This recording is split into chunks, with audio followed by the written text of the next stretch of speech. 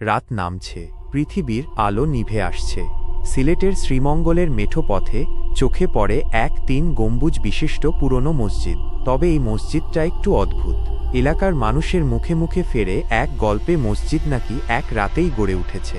লোকালসরা বলেন গায়েবী শব্দটাই এর জন্য সবচেয়ে উপযুক্ত। আর আজ পর্যন্ত রাতের বেলা কেউ সাহস করে এর ভেতরে ঢোকেনি। আজ আমরা যাব সেই মসজিদের ভেতরে, রাত ৩টার কাছাকাছি সময়ে। আমরা যা শুনেছি, যা দেখেছি, সেটাই আজ আপনাদের সাথে শেয়ার করব। এটা শুধু গল্প নয়, এটা আমাদের এক প্রত্যক্ষ ভৌতিক অভিজ্ঞতা, যা সবার আগে আপনার জন্য নিয়ে আসা হলো। গায়েবী মসজিদের রহস্য জানলে অবাক হবেন। এই মসজিদের নির্মাণকাল সম্পূর্ণ অজানা। গ্রামের প্রবীণরা বলেন সন্ধ্যার দিকে মসজিদ অদৃশ্য হয়ে যায়, আবার ভোরে তা ফিরে আসে। কিছু মানুষের স্মৃতিতে আছে তারা বড়দিনে মেজবানে এসেছেন, স্বপ্নে দোয়া আয়াত পড়তে দেখেছেন, কিন্তু সকালে উঠে যখন সেখানে গেছেন তখন মসজিদ আর নেই। সন্ধ্যার পর কেউ যদি এর কাছাকাছি গিয়ে ফোঁটা ফোঁটায় তাহলে নাকি দ্রুতই এর কাঠামো ভেঙে যায়। লোকালসরা বলেন আপনারা প্রবল আগ্রহে গেলেন, কিন্তু হঠাৎ অন্ধকারে হারিয়ে গেলেন। কুমিরাজরা বিশ্বাস করেন এটা মানুষের তৈরি নয়, বরং এক প্রকার জিন নির্মিত। রাতে এটি জীবিত হয়ে ওঠে, আবির্ভূত হয়। গ্রামবাসীর মুখে এই কথাগুলো শুনে আমাদের গায়ে কাঁটা দিয়ে উঠেছিল। আমাদের হাতে ছিল টর্চ লাইট, হেডল্যাম্প আর ক্যামেরা। রাত 1:45 আমরা মসজিদের দিকে পা বাড়ালাম। আমাদের রাত ৩টার অভিজ্ঞতা। চারদিকে শুধু বাতাসের শব্দ ছেয়েছিল। গাছপালা যেন ফিসফিস করে বলছিল তুমি কি আসবে। লণ্ঠনের নরম আলো পাশে থাকার ভান করছিল।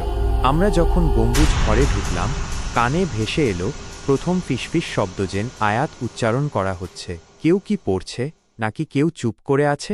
তবুও শব্দটা স্পষ্ট শোনা যাচ্ছিল। ক্যামেরা দিয়ে আমি সামনে তাকালাম, আলোর রেখা দেয়ালে খেলা করছিল, কিন্তু আমার পেছনে কি আছে তা চোখে দেখতে পাচ্ছিলাম না।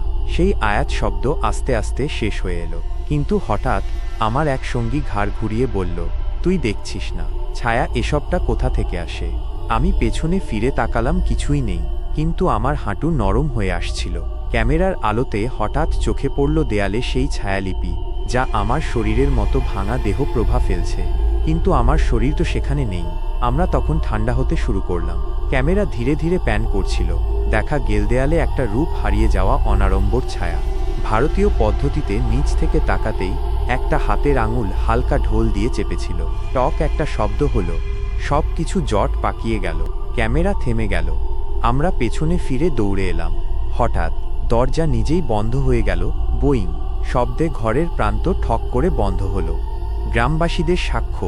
একজন গ্রামবাসী আল্লাহবাড়ি তার বয়ান দেন, আমি স্কুল থেকে ফিরে যাচ্ছিলাম, রাত প্রায় 12টা। হঠাৎ লগেজে দেখি একজন মানুষের ছাপ, কিন্তু সে তো গ্রামে নেই, কেবলই এক অশরীরী মুখ। আরেকবার তিনি বললেন রাত 3টার দিকে আমি দেখেছি মসজিদের গম্বুজে আলো জ্বলছে। পরে বাজল ঝিনুকের মতো ফিসফিস, আয়াতের আওয়াজের মতো ছিল তুমি আজির রক্ষক। ইসলাম মতে এক প্রকার জিন বেশি প্রয়োগ হয় শত্রু শক্তি ও স্থান রুখতে, রুকিয়া পদ্ধতি আয়াতের পাঠ। আমরা সেপ্টেম্বরের এক রাতে একটি অডিও রেকর্ডিং করেছিলাম রাসূলুল্লাহর নামের উল্লেখ করে, মোহাম্মদ, আল্লাহ 3 বার পড়ার সঙ্গে সাথে। মসজিদ ভেঙে গিয়েছিল ঠান্ডায়, আর তখনও ক্যামেরার সামনে দেয়ালে থাকা সেই ছায়া অদ্ভুত আলোর মতো আমাদের দিকেই আটকে গিয়েছিল। আমরা সেই রাত্রেই দৌড়ে চলে এলাম। দরজা পুরোটাই খোলা হয়ে গেল, লণ্ঠন নিভে গেল, আর পাতায় পাতায় সারিবদ্ধ বাতাসের ঘ্রাণ আমাদের ঘিরে ধরল। আমি তখন বললাম এই গায়েবী মসজিদ ঘটনার ভাঙন না ইতিহাস, তবে এই কথার গুরুত্ব আছে। আপনারা যদি কখনো রাতে শ্রীমঙ্গলে যান, সেই মসজিদের দিকে তাকিয়ে বলবেন আপনি আছেন তো। যদি কোনো অভিজ্ঞতা পান তাহলে আমাকে অবশ্যই জানাবেন। শ্রোতা ভাই, সাবস্ক্রাইব করে এই শোকে আপনার ভয়াশ্রয় দিন। আল্লাহ হাফেজ, সুস্থ থাকুন। ভিডিওটা ভালো লাগলে একটা লাইক দিবেন। খুব দ্রুতই অনেক নতুন নতুন সত্য কাহিনী আসছে।